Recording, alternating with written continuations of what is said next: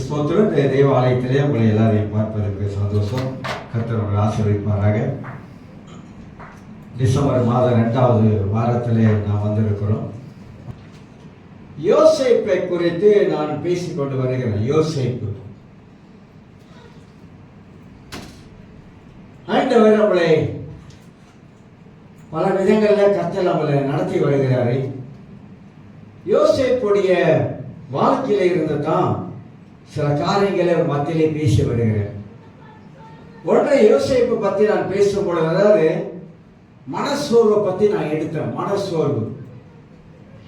மனசோர்வை நான் எடுத்து தலைப்பில், அந்த ஒரு தலைப்பில் எடுத்தேன். மனசோர்வு எப்படி யோபுவோட வாழ்க்கையில அவன் சன்மார்க்கன், அவன் தேவனுக்கு பயந்தவன் என்ற 4 காரியத்தை எடுத்து தேவனுக்கு பயந்தவன் அடிப்படையில் யோசேப்போட வாழ்க்கையில எப்படி கடவுள் பயம் அவன் வாழ்க்கையில் இருந்தது என்பதை குறித்து அதிலிருந்து எடுத்து அவன் வாழ்க்கையில வந்த போராட்டங்கள், பிரச்சனைகளை வைத்து எப்படி 7 காரியங்களை குறித்து அவன் எப்படிப்பட்டவனாக இருந்தான் என்பதை குறித்து உங்க மத்தியிலே நான் பேசி கொண்டு வந்தேன்.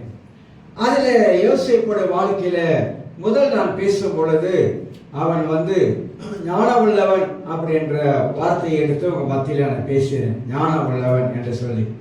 2வது தேவ பயம் உள்ளவன் அப்படின்னு பேசினேன். 3வது நல்ல எண்ணம் உள்ளவன் அப்படின்னு பேசினேன். 4வது பரிசுத்த வாழ்க்கையை குறித்து நான் உங்க மத்தியிலே பேசி வந்தேன். 5வது சொல்லுங்க பார்க்கலாம், என்ன பேசுறேன்னு. 5வது மனது தெரியாது. 5வது நீங்க சொன்னா தான் பாச தெரியும். 5வது யோசேப்பு மன்னிக்கிறவன் அப்படின்னு பேசணும். மன்னிக்கிறவன். யோசேப்பு மன்னிக்கிற ஒரு மனிதனாக இருந்தான் என்பதை குறித்து நாம் பார்க்கிறோம். சரி, இன்றைக்கு யோசேப்பு பத்தி, யோசேப்பு 6வது காரியமாக பொறுமை உள்ளவன். இது கொஞ்சம் சுருக்கமா பேசி முடிக்கலாம் என்று நினைக்கிறேன். யோசேப்பு பொறுமை உள்ளவன். எப்படிங்க யோசேப்பு பொறுமை உள்ளவனாக இருந்தான்? யோசேப்பு கடந்து போன பாதைகள், கஷ்டமான சூழ்நிலை நமக்கு தெரியும், நெருக்கமான சூழ்நிலை, பாடுகள் நிறைந்த சூழ்நிலை, போராட்டம் நிறைந்த சூழ்நிலை. போத்திபார் வீட்டில் வேலை செய்தான். உண்மையாக இருந்தவன், உத்தமனாக இருந்தவன், கடவுளுக்கு பயந்தவனாக இருந்தவன். சோதனை வந்தது. சோதனையை அவன் தப்பித்தான். பாவ சோதனை தப்பித்தான். அவன் மேல வந்த பழி, அவன் 2 வருஷம் ஜெயிலுக்கு போகிறான். பேசாம தான் இருக்கிறான், பொறுமையா இருக்கிறான். மனித வாழ்க்கையில, கிறிஸ்தவ வாழ்க்கையில இந்த பொறுமை என்பது பெரும்பாலுமாக நான் அடிச்சு சொல்லக்கூடிய 100% கிறிஸ்தவ வாழ்க்கையில இருக்காது. பொறுமை என்பது ஆவியின் கனியில 1. கலாச்சார புத்தகத்தை வாசி பார்த்தா உங்களுக்கு தெரியும். ஆவியின் கனியில 1 பொறுமையா இருப்பது. அதுதான் பாச என்னால முடியல, பொறுமையா என்னால இருக்க முடியல, என்னால தாங்க முடியல. பொறுமையாய் வாழ்ந்து காட்டணும், வாழ பழகணும். என் வாழ்க்கையில நான் இயேசுவை ஏற்றுக்கொண்ட பொழுது என் வாழ்க்கையில பல மாற்றங்களை பரிசுத்த ஆவியானவர் உண்டு பண்ணினார். ஆரம்ப காலங்களில் நான் பரிசுத்த ஆவியின் அபிஷேகத்தை பெற்ற பொழுது கர்த்தருடைய ஆவியானவர் அதிகமாக என்னோட வாழ்க்கையை மாற்றங்களை கொண்டு வந்தார். கர்த்தர் பேசினார் என்று சொல்வதற்கு பதிலாக ஆவியானவர் வாழ்க்கையில நிறைய மாற்றங்களை உண்டு பண்ணினார். அந்த மாற்றங்கள்லாம் இது வரைக்கும் இருக்குது. அந்த மாற்றங்கள், நான் பயங்கர கோபக்காரன். எங்க வீட்டில் போய் கேட்டீங்கன்னா நீங்க சொல்லுவாங்க, பயங்கர கோபக்காரனா இருந்தவன், கோபக்காரனா வாழ்ந்தவன். என்னைக்கு இயேசு என் வாழ்க்கையில வந்துட்டாரோ இந்த படிப்படியா இந்த கோபம் அப்படியே குறைஞ்சிச்சு. நானே என்னை சிந்திக்க ஆரம்பித்தேன். சே, நம்ம ஏன் அப்படி இருக்கணும்? நம்ம கர்த்தரை அறிஞ்சிட்டோம், கிறிஸ்துக்குள்ளார் வாழ்றோம், நம்ம ஏன் அப்படி இருக்கணும்? நம்ம இப்படி இருக்கக்கூடாது, நம்மளை நாமளே மாத்திக்கணும். இந்த கோபத்தன்மையிலிருந்து நம்ம வாழ்க்கையில் ஒரு விடுதலை வரணும். இதை நம்ம அமைதிப்படுத்திக்கணும். அதுக்குன்னு ஒரு கோபம் வராத பச அப்படின்னு நான் சொல்ல மாட்டேன். நான் பொய்யெல்லாம் பேச மாட்டேன். கோபம் வரும், கடவுள் காரியத்தில். எனக்கு கடவுள் காரியத்தில் ரொம்ப கோவம். வீட்லையும் சொல்லியிருப்பேன், கடவுள் காரியத்தை மட்டும் எனக்கு விளையாடக்கூடாது. அதில் ரொம்ப கோவம் எனக்கு. மற்றபடி மற்ற காரியத்தெல்லாம், இந்த கோபத்தெல்லாம் நானே அடக்கிட்டேன், நானே அடக்கணும். சில வேலை நம்மளை பற்றி பல பேர் வெளியே பல விதமாக பேசலாம், எல்லாம் கேள்விப்படலாம். அமைதியாக இருந்தது, பொறுமையாக இருக்கணும். பல காரியங்கள் மனித வாழ்க்கையில் ஏற்படும் போதெல்லாம் இந்த பொறுமையை நாம் கற்றுக்கொள்ள வேண்டும். ஆவியானவர் நம்ம கற்றுக் கொடுக்குற அமைதியாக. ஒரு நாள் ஒரு கூட்டத்துக்கு போயிருந்தேன், ஃபாஸ்டர்ஸ் ஃபெலோஷிப்போட கூட்டம். இந்த கூட்டத்தில் இந்தியாவிலேருந்து ஒருத்தர் வந்தார், நம்ம கேம்ப் ஸ்பீக்கராக கூட வந்தார். அவர் டக்குன்னு என் கையை பிடிச்சி, நீ எதுலேயும் அவசரப்பட்டுறாத, பொறுமையாகவே இரு அப்படின்னாரு. எதுலேயும் அவசரப்படாத, பொறுமையாகவே இருக்கிறார். அப்பனா பொறுமை வாழ்க்கையில வெற்றியை கொண்டு வரும். பொறுமை வாழ்க்கையில பயங்கரமான ஒரு விடுதலை கொண்டு வரும். எவ்வளவுக்கு எவ்வளவு பொறுத்து இருக்கமோ. சிலர் கேட்பாங்க, அவனுக்கு சூடு சொன்ன இல்லையா, அது எப்பயோ போயிடுச்சு, எப்பயோ போயிடுச்சு. என்னைக்கு இயேசு வாழ்க்கையில் வந்தாரு சூடும் கிடையாது, சொன்னையும் கிடையாது, அதெல்லாம் அப்படியே போயிடுச்சு. அந்த மாதிரி வாழ்க்கையில இந்த பொறுமையை நான் படிச்சு கொண்டேன். பொறுமையை பற்றி பைபிள்ல எழுதி இருக்குதா? கோபத்தை பற்றி பைபிள்ல எழுதி இருக்குதா? பொறுமையினால் வரக்கூடிய நன்மைகள் என்ன? பைபிள்ல யாரெல்லாம் கோபப்பட்டவங்க, அவசரப்பட்டவங்க, ஆத்திரப்பட்டவங்க, எதெல்லாம் இழந்து போனாங்க, ஆனா பொறுமையா இருந்தவங்க எப்படியெல்லாம் தங்க வாழ்க்கையில ஜெயம் கொண்டாங்க, மேற்கொண்டாங்க, அப்படியெல்லாம் அறிந்து கொள்வார். கோபம் ஒரு பொல்லாதது, ஆனா பொறுமை என்பது வாழ்க்கையில கடைப்பிடிக்க நமக்கு மிகுந்த நன்மையும் ஆசீர்வாதங்களையும் கொண்டு வரும் என்பதை குறித்து அறிந்து கொள்கிறோம். யாக்கோப்பு 1ஆம் அதிகாரத்தில், புக் ஆஃப் ஜேம்ஸ், யாக்கோப்பு 1ஆம் அதிகாரத்தில் உங்களுக்கு வாசித்து அதிலிருந்து உங்களுக்கு சில செய்திகளை எடுத்து உங்களுக்கு காட்டலாம் என்று எண்ணுகிறேன். யாக்கோப்பு 1ஆம் அதிகாரம் வாசிக்கிறேன், 2ஆம் வசனத்தை வாசிக்கிறேன். என் சகோதரரே, நீங்கள் பலவிதமான சோதனைகளில் அகப்படும் போது உங்கள் விசுவாசத்தின் பரீட்சையானது பொறுமையை உண்டாக்கும் என்று அறிந்து அதை மிகுந்த சந்தோஷமாக எண்ணுங்கள் என்று வாசிக்கிறோம். இதுல நமக்கு என்ன புரியுது? யாக்கோப்பு என்ன சொல்ல வராரு, என்ன சொல்றாரு? இதுல 3 விதமான சோதனை இருக்குது. வித்தியாசமான சோதனைகள் இந்த ஒரு அதிகாரத்தில் எழுதப்பட்டு இருக்குது. ஆனா அந்த 2ஆம் வசனத்தில் வாசிக்கும் பொழுது இங்க சொல்லப்படுகிற பலவிதமான சோதனை அப்படின்னு போட்டிருக்கு. ஒரு கிறிஸ்தவனுக்கு ஒரு விதமான சோதனை வராது, பலவிதமான சோதனைகள் நம் வாழ்க்கையில வரும். ஏன் சோதனை வருது? எதனால நாம் சோதிக்கப்படுகிறோம்? எதனால சோதிக்கப்படுகிறோம் தெரியுமா? நம்முடைய வாழ்க்கையை கர்த்தர் உருவாக்குவதற்காக, நம்முடைய வாழ்க்கையை சரியில்லாத இடத்துல சரிப்படுத்துவதற்காக சோதனைகள் வருவது நல்லது. இயேசுவே சோதிக்கப்பட்டாரு, அவசரப்படல. ஆண்டவர் தன்னை யார் என்பதை அவர் காட்டிக்கல, ஆனா காட்டியிருக்க முடியும், ஆனா காட்டிக்கல அவர். அதனால மனித வாழ்க்கையில ரட்சிக்கப்பட்ட பொழுது நம்முடைய வாழ்க்கையில சொல்லுவாங்க, ரட்சிக்கப்பட்ட பிரச்சனை எல்லாம் தீர்ந்துருமா, பச்சையா போயிடும், போய் சொல்லுவாங்க, உன் பிரச்சனை எல்லாம் போயிடும். போயிருந்தா பிரச்சனை போறதா, பிரச்சனை வருதா? ரட்சிக்கப்பட்டவங்க 108 பிரச்சனை வரும்.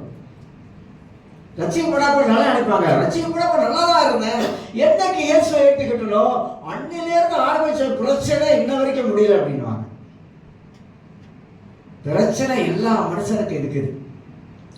உலகத்துல யாராவது ஒரு வீட்டுல கதவை தட்டி நீங்க பிரச்சனையே இல்லையான்னு கேள்விப்பட்டேன் வந்தேன் அப்படின்னு சொல்லி பாருங்க, அவங்க சொல்லுவாங்க 108 பிரச்சனை எனக்கு, பிள்ளைங்க பிரச்சனை, கணவன் பிரச்சனை, பண பிரச்சனை, வேலை பிரச்சனை, இப்படி அடிக்கிட்டே போவாங்க. பிரச்சனை பத்தி ஏகப்பட்ட பிரச்சனை சொல்லிட்டு போவாங்க.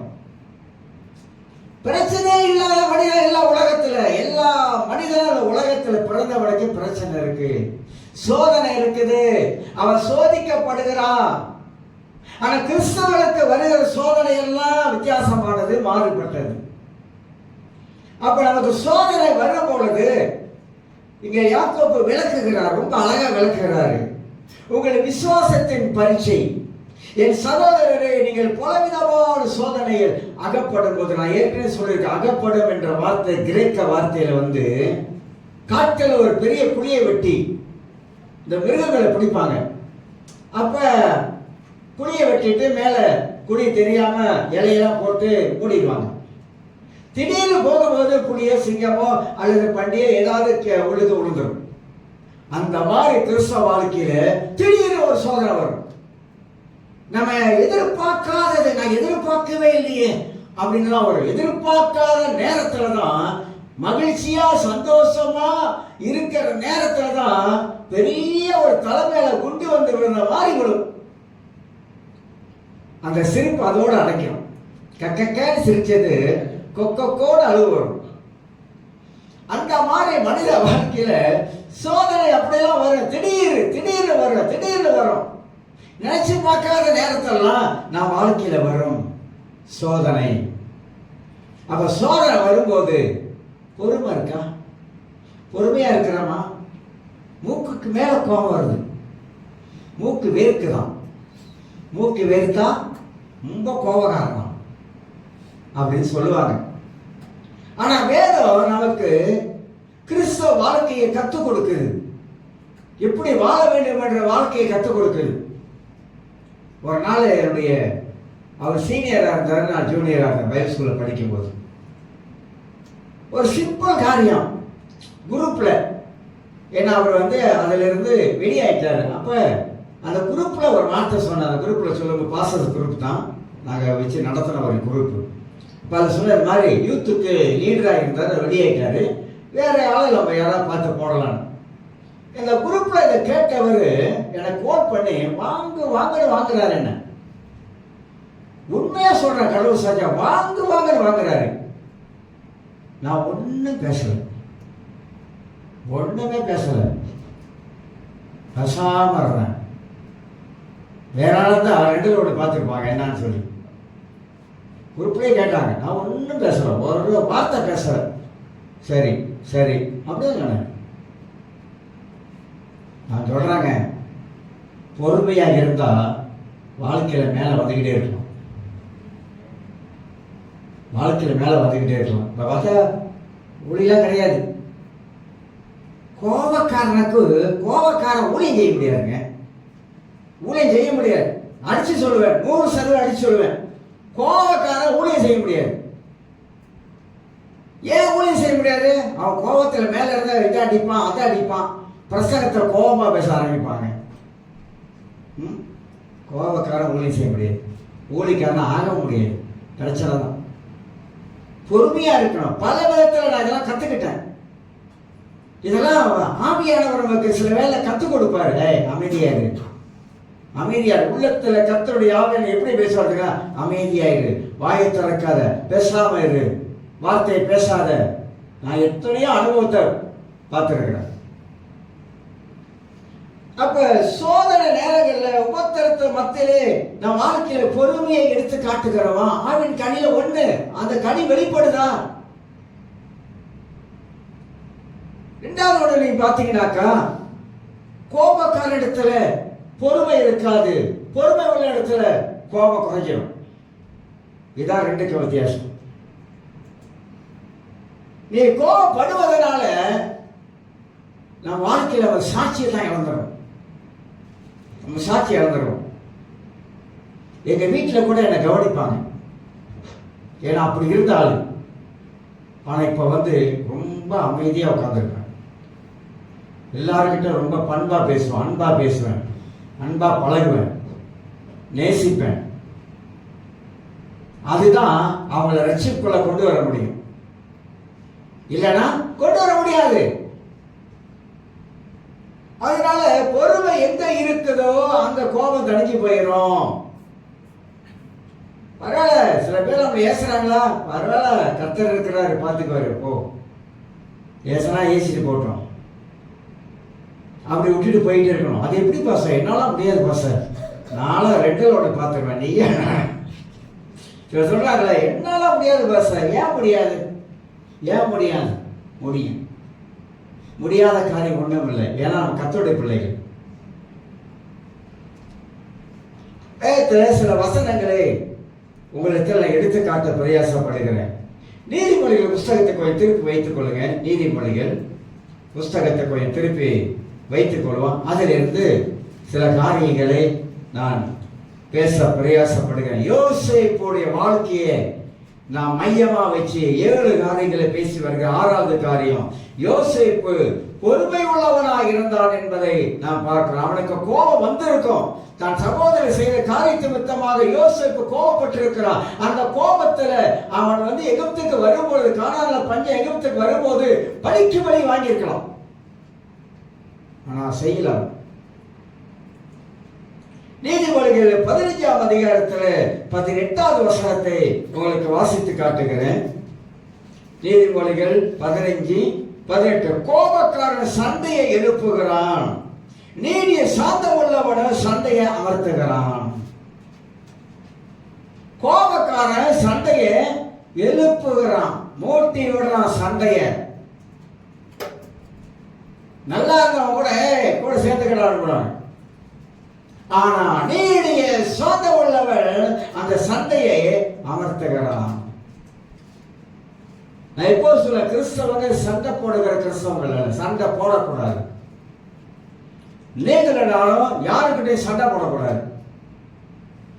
நம்ம சண்டை போடுறோம்னாக்கா நம்முடைய கிறிஸ்தவ வாழ்க்கை சரியில்லாம போயிடும். ஒரு நாட்ட சண்டை போட்டோம், ஆமா, நாலாம் ஒருத்தனை வெட்டுறதுக்கு தூக்கலாம் கத்திய ஒரு காலம் நடந்த உண்மையை சொல்றேன். எஸ்டேட்டுக்கு டவுனுக்கு ஆகாது. இந்த செவுத்துல பக்கம் அப்படி வீடு, அந்த செவுத்துல ஒரு கம்பியை கட்டி நேட்டா அந்த செவுத்துல ஒரு கம்பி. ஏன்னா மோட்டர்ல வருவானுங்க, ராத்திரில மோட்டர்ல முறுக்கிட்டு ஓடுவானுங்க. அவன் வந்தா கரெக்டா கழுத்தோட வச்சிருப்பான் கம்பியை கட்டி. அந்த மாதிரிலாம் ராங்கி பிடிச்சவன், ராங்கி பண்ணாரு. கதையை சொன்னா உங்களுக்கு தெரியாது, நான் சொல்றது இல்லை. ஆனா அது ஒரு காலம், அது கடவுளை அறியாத காலம். சில பேருக்கு இருக்காங்க, தெரியும். ஒரு காலத்தில் அப்படி இருந்தாங்க. அப்ப எல்லாம் மாறிட்டாங்க. இப்ப எல்லாம் மாறி நல்ல ஒரு வாழ்க்கை வாழ்றாங்க. அதுதாங்க ஒரு காலத்தில் அப்படி இருந்தாங்க. ஆனா இப்ப கடவுள் வந்துட்ட பிற்பாடு, நமக்குள்ள தேவன் வந்துட்ட பிற்பாடு, நம்ம வாழ்க்கை ஆண்டவர் மாற்றி அமைச்சிருக்கிறாரு. அப்ப தூக்கணும், ஆறாங்க தூக்கணும், அதை தூக்கணும், இதை தூக்கணும், தடியை தூக்கணும், அப்படி தூக்கணும், என்னடோ தூக்கணும். கேட்காரனை சேர்த்தோம், 21 கேட்காரனை சேர்த்தோம், 31 சேர்த்தோம், எத்தனையோ சேர்த்து வச்சு எல்லாம் பண்ணோம். ஆனா இன்னைக்கு அப்படி இல்லை. இன்னைக்கு ஒரு மனிதனாக கர்த்தர் வாழ வச்சிருக்கார். ஒரு மனிதனாக இந்த உலகத்தில் ஒரு நல்ல மனிதனாக வாழ்வதற்கு கர்த்தர் வாழ்க்கையை மாற்றி அமைச்சிருக்கிறார். அதுதாங்க நம்ம யோசிக்கணும். எத்தனை வருஷமா கிறிஸ்தவ வாழ்க்கை வாழ்ந்த முக்கியம் அல்ல, கிறிஸ்தவ வாழ்க்கை நீ எப்படி வாழ்ந்துட்டு வந்திருக்கிற, எத்தனை வருஷம் ரசிக்கப்பட்டு எப்படி வாழ்ந்தோம் என்பதற்கு பதிலாக எத்தனை வருஷமா கிறிஸ்தவ வாழ்க்கை நான் இப்படிதான் வாழ்ந்திருக்கேன். அதுதான் வேதம் நமக்கு கற்றுக் கொடுக்குது. இன்னொரு நீதிமொழிகள் 15:1 வாசிக்கிற பாருங்க. மெதுவான பிரதை உத்தரம் உக்கிரத்தை மாற்றும். ஏதாவது கலக்குச்சாரு இந்த வசனம் வாசிச்சேன். மெதுவான பிரதி உத்தரம் என்ன தெரியுங்களா? மெதுவான பிரதி உத்தரம் உக்கிரனா கோபத்தை மாற்றும். அப்படின்னா ஒருத்தங்கிட்ட போய் பேசும்போது ரொம்ப அமைதியா, ரொம்ப குரலை இறக்கி பேசுறது, அதான் மெதுவான பிரதி உத்தரம். அவன் கோபத்தையே அப்படியே இறக்கிறான். போனோன்னு பெரிய வீராப்பு மாதிரி பேச்சில ரொம்ப காரசான பார்த்துருக்கீங்களா? ரொம்ப காராட்டா பேசுவாங்க, பார்த்துருக்கீங்களா? ரொம்ப காராட்டா பேசுவாங்க. எடுத்தா பிடிச்சா கவத்தை ரொம்ப காராட்டா பேசுவாங்க. அது இன்னும் கோபத்தை எழுப்பி விடும். அப்ப என்ன அந்த இடத்துல அப்படி வருதுனாக்க பொறுமை இல்லைன்னு அர்த்தம். அவன் கொஞ்சம் இறங்கி வயசு எல்லாம் கொஞ்சம் இறக்கி ஒருத்தனை பார்த்து எப்போ சொல்லுவான், ஒருத்தனை பார்த்து டே வாடா அப்படி சொன்னா அவன் ஒரு மாதிரியா நம்மளை பார்ப்பான். தம்பி வாய்ப்படி அப்படின்னா சிரிச்சுக்கிட்டு வருமா சந்தோஷமா. ஏன்னா குரலோட தொனி அப்படி, குரல் தொனி, நம்ம என்ன மாதிரியான குரல் தொனியில பேசுறோம் அது முக்கியம். கிறிஸ்தவ வாழ்க்கையில என்னென்னமோ இருக்குது, எல்லாம் படிக்கிறாங்க, எல்லாம் பண்றாங்க, எல்லாம் சரி, எல்லாம் வேணாம் சொல்ல. நடைமுறை வாழ்க்கையில ஜீரோ. பிராக்டிக்கல் லைஃப்ல வந்து நடைமுறையா வாழ்ந்து காட்டுறதுல ஜீரோ.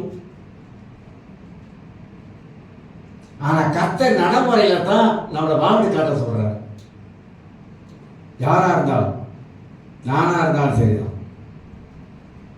ஆக வேதம் அப்ப கடுஞ்சொற்களோ கோபத்தை எழுப்பும். கடுஞ்சொற்கள் என்னங்க? கோபத்தை, ஒரு மனுஷனுக்கு கோபம் வருதுன்னா எதனால வருது?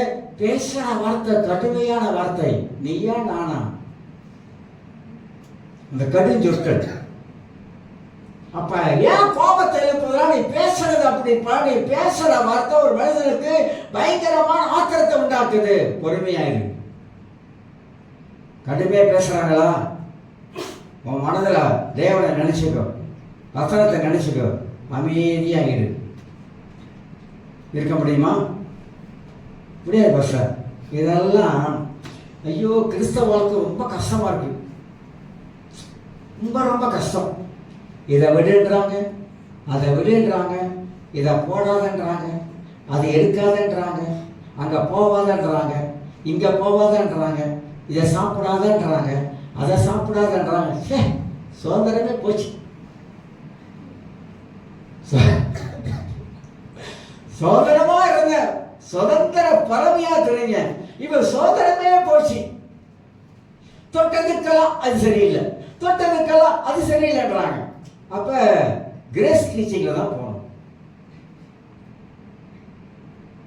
கிரேஸ் டீச்சிங் போய்க்கலாம். என்ன வேணாலும் பண்ணுப்பா, பயமே இல்லை. என்ன வேணாலும் பண்ணு, என்ன வேணாலும் செய். தலைக்கெல்லாம் நடந்து போ, நேராகவும் நடந்து வா, பிரச்சனையே இல்லை. ஆனா சத்தியனை வந்துட்டா அது கொஞ்சம் கஷ்டம், கடுமையா இருக்கும், கொஞ்சம் கஷ்டம், கொஞ்சம் புளிக்கும், கொஞ்சம் உரைக்கும், எல்லாம் இருக்கும், கஷ்டமா தான் இருக்கும் அப்படின்னு நம்ம நினைக்கணும். இல்ல, நீங்க அதை பழகிட்டீங்கன்னா ரொம்ப ஈஸியா இருக்கும், ரொம்ப ஈஸியா இருக்கும். அதனால கடும் சொற்கள் என்ன செய்யுமா? மனிதருக்கு கோபத்தை எழுப்பி விடும். அதனால தான் வீட்டில் கூட சொல்றேன், கடுமையான வார்த்தைகளை பாவிக்காதீங்க. அது கணவனா இருக்கலாம், மனைவியா இருக்கலாம். கணவன் மனைவி கிட்ட கடுமையான வார்த்தைகளை பல்ல கடிக்காத, கர கர கர கடிக்க, பல்ல கர கர பார்த்துக்கலாம். அப்படியே நர பல்லு கடிப்பாங்க. கடிக்காத, பல்லு வேண்டாம், அது நல்லா இருக்காது. அமைதியா இருக்கு, பொறுமையா இருக்க கத்துக்கோ, பழகிக்கோ. இன்னொரு வசனத்தை வாசிக்கிறேன். நீதிமொழிகள் 21, நீதிமொழிகள் 21:19 உங்களுக்கு வாசித்து காட்டுறேன். நீதிமொழிகள் 21:19 தான் வாசித்திருக்க மாட்டீங்க. நீதிமொழிகள் பெரும்பாலும் வாசிக்க மாட்டாங்க. நீதிமொழி 21:19 வாசித்து காட்டுகிறேன். சண்டைக்காரியும், கோச்சிக்காதீங்க, வசனம் வாசிக்கிறேன். சண்டைக்காரியும் கோபக்காரியுமான ஸ்திரீயுடன் குடியிருப்பதை பார்க்கலாம், வனாந்தரத்திலே குடியிருப்பது நலம். சண்டைக்காரியும் கோபக்காரியும் அப்படியே இது எங்களை மட்டும் தான் போட்டிருக்கான், ரெண்டு பேர்த்தையும் தான் போட்டிருக்கு, புருஷனை தான் போட்டிருக்கு. சண்டைக்காரரும் கோபக்காரரும். ஆனா வசனம் என்ன சொல்றீங்களா? வசனம் அழகா, நான் சொல்லல, வசனம் சொல்லுது, சண்டைக்காரியும் கோபக்காரியுமான ஸ்திரீயுடன் குடியிருப்பதை பார்க்கலாம், வனாந்தரம்னா டெசர்ட், அங்கவே குடியிருப்பது நல்லது அப்படின்னு. ஒரு வீட்டில் பொறுமையே இல்லைன்னா சண்டை தாங்க எப்போதும் இருக்கும். பொறுமை இல்லாத வீடு எப்படி இருக்கும்? சண்டையா தான் இருக்கும். இப்படியே ஒவ்வொரு நாளும் ஒரு சண்டை இருந்தா அந்த வீட்டில் வாழ்றவங்களுக்கு எப்படி இருக்கும்? ஒரு கணவனா இருக்கலாம், மனைவியா இருக்கலாம், பிள்ளையா இருக்கலாம். புள்ள அப்பாவை பார்க்க, அம்மாவை பார்க்க, எப்போ பார்த்தாலும் இந்த வீட்டில் ஓயாத சண்டை. பனமழை பிடிச்ச மாதிரி. காலையில பெஞ்சா ரொம்ப 24 மணி நேரம் மழை பெய்யுதுங்க. அந்த மாதிரி 24 மணி நேரமும் தூங்குறப்ப கூட சேர்ச்சுக்கு காலையில ஏறி வருவது கூட அங்க ஒரு சண்டை. காடியிலேயே பல்ல கடிச்சுக்கிட்டு உடனே இவங்க சேரைக்கு பிடிக்கிறது, விட்டு விட்டுறது. அங்கேயே ஒரு லடாய் நடக்கும். உள்ளுக்கு சேச்சி வந்தால 2 பேரும் பார்த்தா இன்ஜினியர் உட்காருக்க மாதிரி உட்கார்ந்து இருப்பாங்க. முகத்தில் ஒரு சிரிப்பு, ஒரு கலவு. இல்லை, பொதுவாக சொல்றேன், உங்களை சொல்லலை, உங்களை சொல்லவே இல்லை. எவ்வளவோ நான் பார்க்கறேன்ல, அதை சொல்றேன் மனசுல வச்சு. உள்ளுக்கே நடக்கும், காட்டிலே நடக்கும் சண்டை. சேச்சி வந்தோடனே உட்கார்ந்து இருப்பாங்க. அன்னைக்கு திருவிருந்தா இருக்கும். எடுக்கலாமா வேணாமா, எடுக்கலாமா வேணாமா. ஆனா 2 பேரும் ஒப்படவே மாட்டாங்க. சேச்சில வந்து கூட லேசா கையை கொடுத்துட்டு போவாங்க. அந்த மாதிரி இந்த பொறுமை இல்லாததுனால தான் இவ்வளவு காரியங்கள், சம்பவங்கள் நடக்குது. அதனால தான் யாக்கோபு சொல்றாரு, என் சகோதரரே, உங்களுக்கு பலவிதமான சோதனைகள் இப்படி வரும்போது நீங்க என்ன செய்யணும்? பொறுமை. பொறுமை. நான் பெருமைக்கு சொல்லலை, நான் நிறைய விஷயத்துல பொறுத்துட்டேன், பொறுமையா இருந்துட்டேன். ஆண்டவர் எனக்கு அதை கற்றுக் கொடுத்தார். பொறுமையா இருந்துட்டேன், ரொம்ப பொறுமையா இருந்துட்டேன்.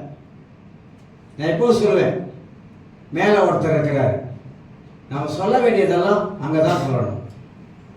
ஆனா அவர் என்ன சொல்றாரு, ஆவின் கனில ஒண்ணு பொறுமையாரு. அப்ப யோசேப்பு தன் வாழ்க்கையில கடந்து போன பிரச்சனை நீங்களும் நானும் கடந்து போனோம். யார ஜெயில போய் 2 வருஷம் இருந்தீங்களா? ரட்சிக்கப்பட்டு ஜெயில போய் 2 வருஷம் இருந்தீங்களா? இல்ல, யாரும் இல்லை. இல்ல, யாராவது யோசேப்பு மாதிரி குடும்பத்துல ஒரு தெய்வீக சொப்பனம் கண்டுட்டான்னு சொல்லி அவனை தூக்கி குழியில போட்டு சாகடிக்கிறதுக்கு பிளான் பண்ணாங்க அவங்க வீட்டுல? யாரும் இல்லை. தாய் தகவல் போய் தாய் அப்பா கிட்ட போயிட்டு, யாக்கோபு கிட்ட போயிட்டு, கடைசி பையன் இருக்கால செல்லமா வளர்த்தீங்களே, விதவிதமா சட்டம் வாங்கி கொடுத்தீங்களே, வரணும், பல விதவிதமான வரணும் வாங்கி கொடுத்தீங்களே, அவனை ஒரு மிருகம் அடிச்சு கொண்டுருச்சு அப்படின்லாம் சொன்னானுங்க. ஆனா யோசேப்பு சாகல, காசுக்கு வித்துட்டானுங்க. காசுக்கு வித்துட்டாங்க. இல்ல, யோசேப்பு வந்து இயேசுவுக்கு ஒப்பிட்டு பேசுவாங்க. ரொம்ப தப்பு. இயேசுவை யாருக்கும் ஒப்பிட முடியாது. அவர் கடவுள். கடவுளை போய் யாருக்கா ஒப்பிட முடியுமா? நிறைய கதைங்க, அன்னைக்கு நிறைய கதை. ஏனோக்கு புஸ்தகத்திலிருந்து ஒரு கதை எடுக்கிறது சம்பவத்தை, ஆசிரியர் புஸ்தகத்திலிருந்து ஒரு சம்பவத்தை எடுக்கிறது, யூதா புஸ்தகத்திலிருந்து ஒரு கதை எடுக்கிறது, பல கதை. தல்முத் என்ற அது யூத புஸ்தகம், நிறைய கதைகள். ஆனா எல்லாம் பைபிள்ல இல்லாத கதைகள் எல்லாம். அதனால நம்ம வாழ்க்கையில யோசேப்பு பாரு, யோசேப்பு அவ்வளவு சோதனை மத்தியில, பிரச்சனை மத்தியில, ஜெயில 2 வருஷம் இருந்த மத்தியில அவன் வந்து பொறுமையாகவே இருந்தான். ஏன்னா அவனுக்கு நல்லா தெரியும், என்னை கர்த்தர் கொண்டு போய் வைக்க வேண்டிய இடம் வேற இடம். நான் இந்த யோசேப்போட சம்பவத்தை படிச்சு நான் ரொம்ப யோசிக்கும் போது, எல்லாரும் வாழ்க்கையில தேவன் ஒரு பிளான் வச்சிருக்காரு, ஒரு திட்டம் வச்சிருக்காரு. அந்த திட்டத்துக்கு மிஞ்சி எதுவுமே நீங்க செய்ய முடியாது. அந்த திட்டத்துக்கு மிஞ்சி யாருமே ஒன்றும் பண்ண முடியாது. அந்த திட்டத்தை சாத்தான கூட அழிக்க முடியாது. உங்களை கொண்டு கர்த்தர் ஒரு காரியம் செய்யணும்னு நினைச்சுட்டார்னா, அவன் நினைச்சத எந்த சடப்பைய சனிய சாத்தான் கூட மாற்ற முடியாது. ஏன்னா அவருடைய நினைவுல யோசேப்பு தான் வந்து எகிப்துக்கு அவன் வந்து வரணும் என்பது அவருடைய பிளான், அவருடைய திட்டம். அது யாரையும் மாற்ற முடியாது. அதனால உங்க வாழ்க்கையில, என் வாழ்க்கையில தேவன் ஒரு பிளான் வச்சிருக்காரு, ஒரு திட்டம் வச்சிருக்கிறாரு. அது எது வந்தாலும் நம்ம வாழ்க்கையில நம்மளை சேதப்படுத்த முடியாது. நல்லா மனசுல வச்சுக்கங்க. கர்த்தர் நம்மளை கொண்டு செய்ய வேண்டிய காரியத்தை நம்மளை கொண்டு தான் செய்வார். நம்மளை கொண்டு எதை நடத்தணுமோ அதை தான் அவர் நடத்துவார். அப்ப நல்லா நமக்கு தெரியணும், அமைதியா இருக்க பழகணும். அமைதியா இருங்க, பொறுமையா இருங்க. தமிழ்ல சொல்லுவாங்க, அவசரக்காரனுக்கு நீங்களே சொல்லுங்க. ஏன் அப்படி சொல்லிட்டாங்க?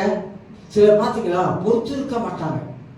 கொஞ்சம் காது வெடிச்சிருமா, தலை வெடிச்சிருமா, ஐயோ இந்த ரகசியத்தை என்னால் வச்சிக்க முடியல, குழி நோண்டி உள்ள புதைச்சாலும் பார்க்கற முடியல அப்படிங்கிறாங்களே. அதனால பொறுத்து இருக்க முடியாது. அவசரம் சார், அவசரம் கொடுக்க. ஏன் முந்திரி கொட்டான்னு பேர் வச்சான்? முந்திரி கொட்டைக்கு, முந்திரிக்கு எனக்கு ரொம்ப காலமா எனக்கு தெரியாது. ரொம்ப காலமா அந்த முந்திரி கொட்டைன்றாங்கல்ல, என்ன அந்த முந்திரி கொட்டை எனக்கும் புரியல. ரொம்ப உண்மையா சொல்றேன், ரொம்ப காலமா தெரியாது. ஒரு நாள் போல என் கூட்டாளி வீட்டுக்கு, அப்போ பைபிள் ஸ்கூல் படிக்கிறேன், போயிருந்தப்ப அவர் கூப்பிட்டு காட்டின, அந்த மாதிரி முந்திரி செடி பழம் காய்ச்சிருக்கு அப்படின்னாரு. அவன் பழம் காய்ச்சான பழம் இருக்குது, அந்த பழத்துக்கு மேல முந்திரி பழம் இருக்குது. அப்போ அவர் தான் சொன்னாரு, முந்திரி கொட்டான்றானுங்கள, அதுதான் பாரு, முந்திரி பழத்துக்கு மேல அந்த முந்திரி பழம், அந்த பழத்துக்கு மேல முந்திரி பழம் இருக்கு, அதான் முந்திரி கொட்டை முந்திக்குது.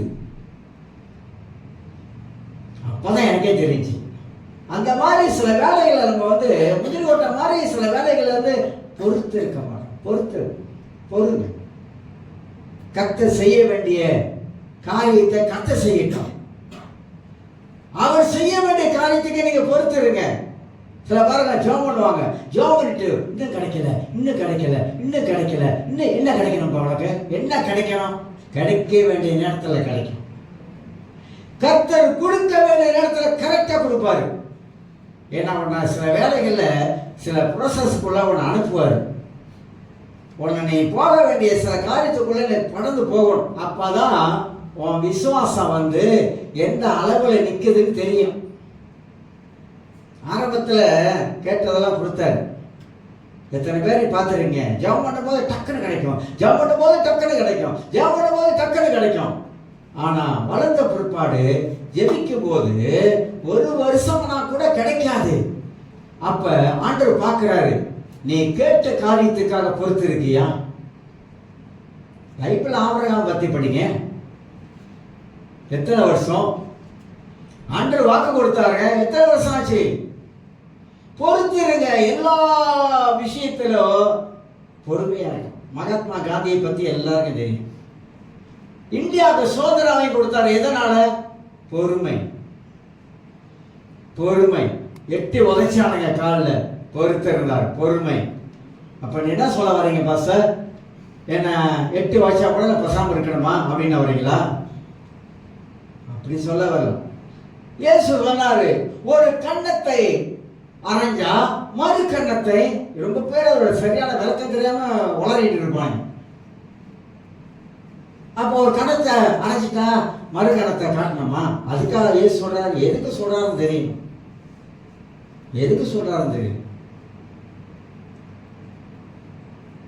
அதனால எல்லாம் சொல்றாங்க, இயேசு சொன்னாரு ஒரு கணத்தை கொடுத்தா மறு கணத்தை கொடுத்துட்டு போங்க அப்படின்னு. அதுக்கு சொல்ல இயேசு. அதனால உங்க வாழ்க்கையில இந்த பொறுமையில வாழ்க்கையில இருப்பது ரொம்ப ரொம்ப அவசியம். இயேசுவே நீடிய பொறுமையா இருந்தார். இல்லைன்னா நம்ம எப்பயோ நம்ம நடு மண்டையில புழு வச்சு அப்பவே செத்துருவோம். நம்ம பண்ண அநியாயத்துக்கு, அக்கிரமத்துக்கு அப்பவே நமக்கு தண்டனை வந்திருக்கணும். இப்போ சொல்றேன், ரட்சிக்கப்பட்டும் கூட தேவன் நீடிய பொறுமையா இருக்காரு. நம்ம ரட்சிக்கப்பட்ட கூட தப்பு செய்யலையா, தவறு செய்யலையா? எவ்வளவு தவறுகள், எவ்வளவு காலம் நடந்திருக்கு. ஆனா தேவன் நீ பொறுமையா இருந்திருக்காரு. ஏன்? வசனம் சொல்லுகிறது, நீ மனம் திரும்ப வேண்டும் என்பதற்காக கர்த்தர் நீடிய பொறுமையா இருக்கிறாரு.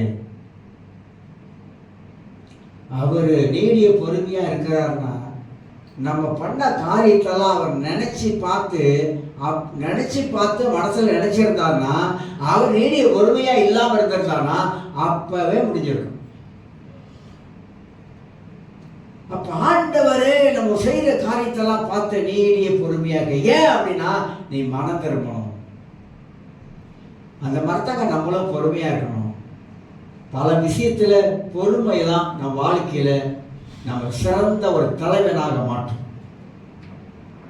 சிறந்த தலைவனாக மாற்றும். நிறைய சம்பவம் சொல்ல முடியும், நமக்கு நேரம் இல்லை. சரி, இந்த யாக்கோப்பு 1ஆம் அதிகாரம் 2-3 வசனத்தை வாசித்தால இதுல இருந்து சில காரியத்தை உங்களுக்கு எடுத்து காட்டுகிறேன். அதாவது, ஒன்று, பலவிதமான சோதனைகள். இது பாவ சோதனையை பற்றி கூறல. பாவ சோதனை என்பது யாக்கோப்பு 1ஆம் அதிகாரம் 14ஆம் வசனத்துல 13-14 சொல்லுது பாவ சோதனை. ஆனா இங்க சொல்லப்படுகிற சோதனை ஆகப்பட்டது பாவ சோதனை பற்றி சொல்லவில்லை. இது கிறிஸ்து நிமித்தம் வரும் துன்பம். என்ன சோதனை? கிறிஸ்துவின் நிமித்தம் வரக்கூடிய துன்பம். என் நிமித்தம் நீங்க துன்பப்பட்டால் நீங்க பாக்கியவான்கள். கிறிஸ்து நிமித்தம் நமக்கு துன்பம் வருதா? சந்தோஷமா கர்த்தருக்கு ஸ்தோத்திரம் பண்ணுங்க. நம்மளாம் கிறிஸ்து நிமித்தம் தான் துன்பத்தை அனுபவிக்கணும், வேற எந்த விஷயத்தை துன்பத்தை அனுபவிக்க கூடாது. நல்லது செய்து பவுல் சொல்றாரு, நன்மை செய்து பாடு அனுபவித்தா சந்தோஷப்படுகிறார். நல்லது செஞ்சிட்டியா, பாடு அனுபவிக்கிறியா, கஷ்டத்துக்குள்ள போறியா, சந்தோஷப்படு. ஆனா தீமை செய்து பாடு அனுபவிக்காத. அப்படிலாம் வேதம் போதிக்குது. ரோமர் 12ஆம் அதிகாரத்துல வாசித்து பார்த்தீங்கன்னா ரொம்ப அழகா போதிக்கிறாரு. போதனை கேட்கணுங்க. போதனை தாங்க மாத்தணும். வார்த்தை தாங்க மாத்தணும். வார்த்தை தாங்க வெளிச்சமா வருது. வார்த்தை தாங்க இயேசு தாங்க வார்த்தையா இருக்கிறாரு. அந்த வார்த்தையை வாழ்க்கை கட்ட ஆரம்பித்தா நிச்சயமாக பரிசுத்த ஆவியானவர் நம்மளை அழகா பலிஷ் பண்ணுவார். ஒரு வாழை மரத்தை நீங்க போய் பார்த்தீங்கன்னா அது வெளியெல்லாம் பார்க்க அசிங்கமா இருக்கும். அந்த மட்டை வாழை மர தண்டு இருக்குல்ல, அதெல்லாம் வந்து பார்க்க அசிங்கமா இருக்கும். ஆனா அதை உரிங்க, ஒன்று வேணா உரிச்சு பாருங்க, ஒன்று வேணா உரிங்க. இப்படி உரிக்க அந்த வாழை மரத்தோட தண்டு உள்ள இருக்கிறதுங்களா அப்படியே மின்னும். இயற்கை உலகத்திலே ஒரு வாழை மரம் வெளியே பார்க்க அசிங்கமா இருக்கு, ஆனா மட்டைய உரிக்க உள்ளுக்க அவ்வளவு பல இருக்குது. கிறிஸ்துவ வாழ்க்கை அதேதான். உரிக்க வேண்டிய இடத்துல உரிச்சு தள்ளிடணும், தேவையில்லாத தூக்கி எறிஞ்சிடணும். என்னங்க நான் கேட்கிறேன், யோசிச்சு பாரு, சிந்தனைக்காக சொல்றேன். நம்ம வாழ்க்கையில என்ன சாதிச்சுட்டு போறோம்? நத்திங், ஒண்ணுமே கிடையாதுங்க, ஒண்ணுமே இல்லை. ஆனா உலகத்துல வாழ்ற வரைக்கும் நம்மளை பார்த்தோம் ஒரு மனுஷன் நல்ல மனுஷன்பா, கர்த்தருக்காக வாழ்ந்தவர், கர்த்தருக்காக உண்மையா இருந்தவர் அப்படின்னு சொல்லணும். செத்துட்டு போல இறந்தா கூட வந்து பார்க்கிறவன் அவன் மனதுல ஒரு நல்ல எண்ணம் உண்டாகணும்.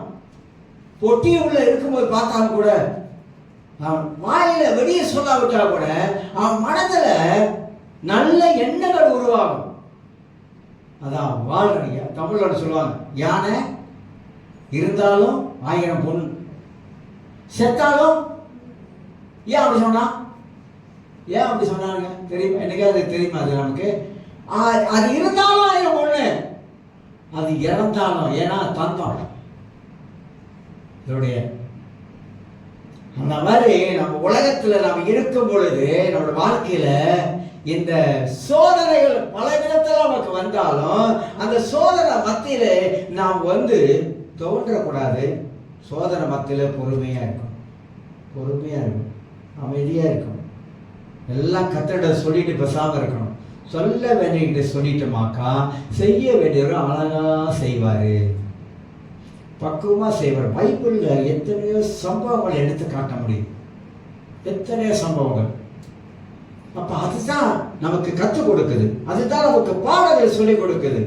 அப்ப கிறிஸ்து நிமித்த வர துன்பங்களை, இயேசு நிமித்த உங்களுக்கு துன்பம் வருதா, பாடு வருதா, தொல்லை வருதா, பிரச்சனை வருதா, சோத்திரம் ஆண்டவரே, சோத்திரம் ஆண்டவரே, சோத்திரம் ஆண்டவரே, சோத்திரம் ஆண்டவரே, நன்றி ஆண்டவரே, நன்றி ஆண்டவரே. நீ சொல்லிக்கிட்டே இருங்க. அந்த துன்பம்லாம் ஆண்டவர் அப்படி எவ்வளோ நாளைக்கு உடம்பு துன்பம் நினைக்கிறீங்க? யோசேப்புக்கு அவன் பாடுகள் எவ்வளோ நாள் ஓடிச்சு சொல்லுங்க. 30 வயசுல பார்வோனை சந்திக்கிறான். 17 வயசு வாலிப வயசுல தெய்வீக சொப்பனை பார்க்கறான். எல்லாத்துக்கும் ஒரு இது இருக்குங்க. தாவீது சவுலுக்கிட்ட போராடுறான். பல பிரச்சனை அவனுக்கு, பல தொல்லை, பல வருஷங்கள் கடந்து போகுது. தாவீது 30 வயசுல வரான். அப்ப தாவீது போராடி இருக்கிறான். இப்படி பைபிளில் போராடின ஆட்கள்லாம் பார்த்தா நமக்கு ஒரு தூசி கூட என் வாழ்க்கையில் இல்லை. ஆனால் அவங்களும் அப்படி கடந்து போயிருக்கிறாங்க. அந்த கடந்து போனத மத்தியில் கர்த்தரை விட்டாங்களா? கர்த்தரை விடலைங்க. ஆனால் தாவீதெல்லாம் பயங்கரம் அழுதுருக்கோம். நம்மளாம் அப்படி அழுததில்லை, அப்படி அழுதுருக்கிறோம் வாழ்க்கையில். அது போல நம்முடைய வாழ்க்கையில பொறுமை நமக்கு கற்றுக் கொடுக்குது, பொறுமையா இருக்க கற்றுக் கொடுக்குது. இரண்டாவதாக, ஏன் சோதனைகளை சந்தோஷமாக ஏன் எண்ணணும்? சோதனை வந்தா நம்ம என்னைக்காவது சந்தோஷமாக ஆண்டவரே நன்றி ஆண்டவரே, சோதனை வந்ததுக்காக சோத்திர ஆண்டவரே அப்படின்னு சொல்லியிருக்கோமா? ஆனா இல்ல, என்ன சொல்லுமா? ஆண்டவரே எனக்கு ஏன் ஆண்டவரே சோதனை மேல சோதனை? என்ன சொல்லுவோம்? ஏன் ஆண்டவரே என்ன சேர்ந்தவரை நம்ம பெரிய ஆட்கள் தான் ஆண்டவர் வந்து சோதிக்கிறாங்க. சோதனை மேல சோதனை ஆண்டவரே, என்னால் தாங்க முடியல ஆண்டவரே, இதுக்கு மேல என்னால் பொறுக்க முடியாது ஆண்டவரே, அப்படிலாம் நம்ம சொல்லுவோம். ஆனா சோதனை வரும்போது நமக்கு சந்தோஷமாக ஏன் என்னன்னாக்க 3 காரியம் சொல்லுகிறேன். ஒன்று, சோதனை மூலமாக அநேக ஆவிக்குரிய நன்மைகளை அடையும். இதை கத்துக்கணும். சோதனை வந்தா பிணக்கக்கூடாது, சோதனை வந்தா புலம்பக்கூடாது, சோதனை வந்தா 10 நாளைக்கு சாப்பிடாம அப்படியே உட்கார்ந்துடக்கூடாது. புரியுதா சொல்றேன்? சோதனை வந்தா நல்லா சாப்பிடணும். அப்பதான் ஆட்டு இறைச்சி வாங்கிட்டு வரணும், நல்ல கோழியை வாங்கிட்டு வரணும், நல்லா சாப்பிடணும். நம்ம என்ன பண்ணோம்? 10 நாளைக்கு சாப்பிட மாட்டோம். அப்படியே மூஞ்செல்லாம் கவலை அடைந்து சோகத்தில் மூழ்கி. ஆனா அங்க என்ன சொல்றது? சோதனை மூலம் அநேக ஆண்டவரே நான் சோதிக்கப்படுவதனால சோத்திர ஆண்டவரே ஆவிக்குரிய நன்மைகளை பெற்றுக் கொள்ளுகிற, ஆவிக்குரிய வாழ்க்கையை கற்றுக் கொடுக்கிறீங்க, ஆவிக்குரிய மேன்மையை அடைய ஆண்டவரே. அப்படி யாரா சொல்ல முடியுமா? சொல்ல மாட்டோம்.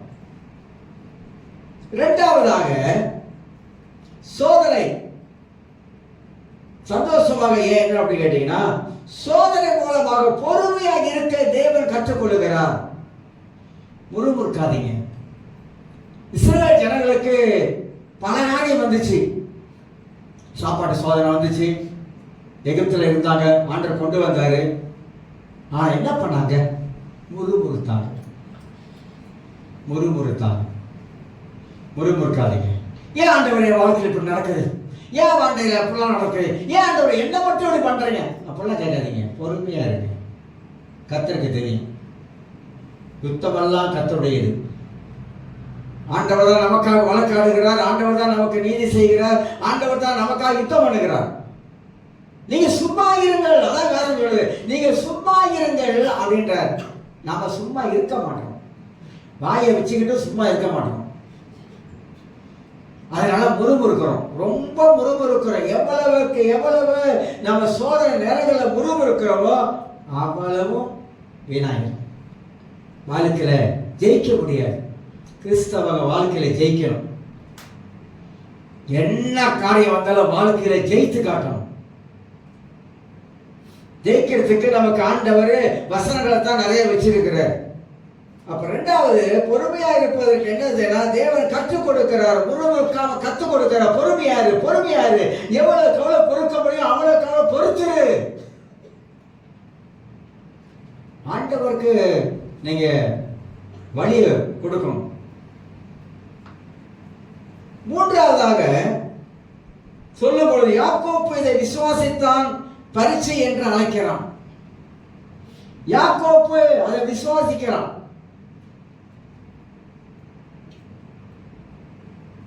யாக்கோபு 1ஆம் அதிகாரத்துல அது பரீட்சை என்று அவன் என்ன செய்யறான், நினைக்கிறான். இது பரீட்சை, நம்ம வாழ்க்கையில வருகிற ஒரு பரீட்சை. அப்ப சோதனைகள் நமக்கு தரும் நன்மைகள் என்ன? பொறுமை. பொறுமை மூலமாகத்தான் சோதனைகளை நாம் ஜெயிக்க முடியாம. பொறுமையாக இருக்க கற்றுக்கொள்ளுங்க, பொறுமையாய் வாழ கற்றுக்கொள்ளுங்க, பேசாமல் இருக்க கற்றுக்கொள்ளுங்க, நல்லதை பேச பழகி கொள்ளுங்க.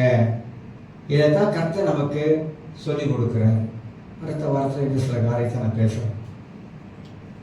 அதனால யோசேப்புடைய 6வது காரியம், யோசேப்பு கடந்து போன பாதை மத்தியிலே பொறுமையாகவே இருக்கும். அவன் மனசுக்குள்ள பல வேதனை இருந்திருக்கும். சொந்த குடும்பத்தில் ஏற்பட்டதான பாதிப்பு, சொந்த குடும்பத்தில் ஒதுக்கப்பட்டதான பாதிப்பு, தன் தகப்பனை விட்டு தூரப்படுத்தின பாதிப்பு, தன் தகப்பனோடு இருந்தவன், செல்ல பிள்ளையாக இருந்தவன், இப்போ தன் சகோதரால் வந்த மோசங்கள், பொறாமை, சகோதர பிள்ளை இருந்த பொறாமை. நான் சொல்றேன், நல்லா கற்றுக்கொள்ளுங்க. எந்த அளவுக்கு ஆவிக்குரிய வாழ்க்கையில் நீங்க வளர்றீங்களோ, எந்த அளவுக்கு தேவ காரியத்தில் முன்னேறி வரீங்களோ, கிறிஸ்தவ உலகத்திலேயே பொறாமைப்படுவாங்க. ஒரு சபை வளர்ந்துச்சுன்னா ஊழியக்காரன் பொறாமப்படுறான். ஒரு சபையை வாங்கிட்டாங்கன்னா ஊழியக்காரன் பொறாமப்படுறான். அது ஒரு ஸ்பிரிட், ஒரு ஆவி.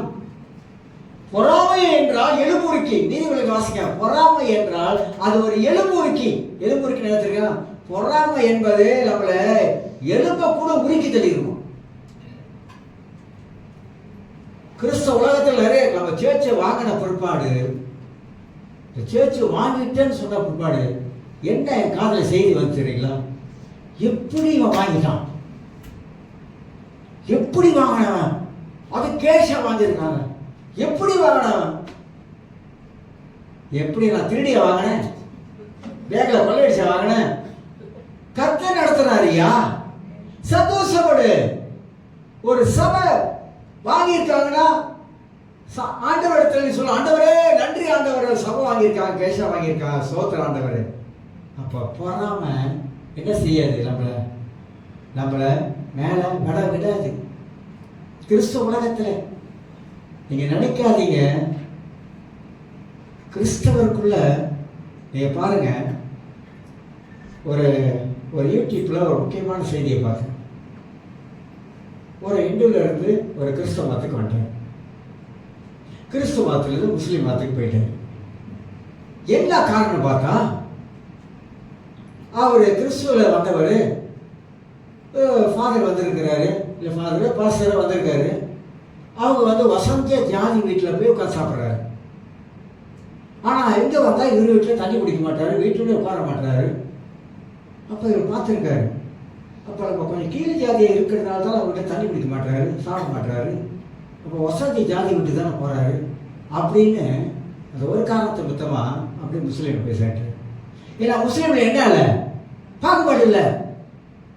ஒரே வழிவேசலுக்கு அசன வரம், ஆண்டிய வரம். இப்போ கிறிஸ்தவம் எங்கே இருக்கு, எங்கே இருக்கு கிறிஸ்தவம்? ஜாதி பார்க்குறோமா சொல்லுங்க? கல்யாணத்தில் ஜாதி பார்க்குறோமா? கல்யாணத்தில் பொருத்தம் பார்க்குறோமா? கல்யாணம் வந்து ராசி பார்க்குறோமா? மீன ராசியா, சிம்ம ராசியா? கடைசி பதறிடும்.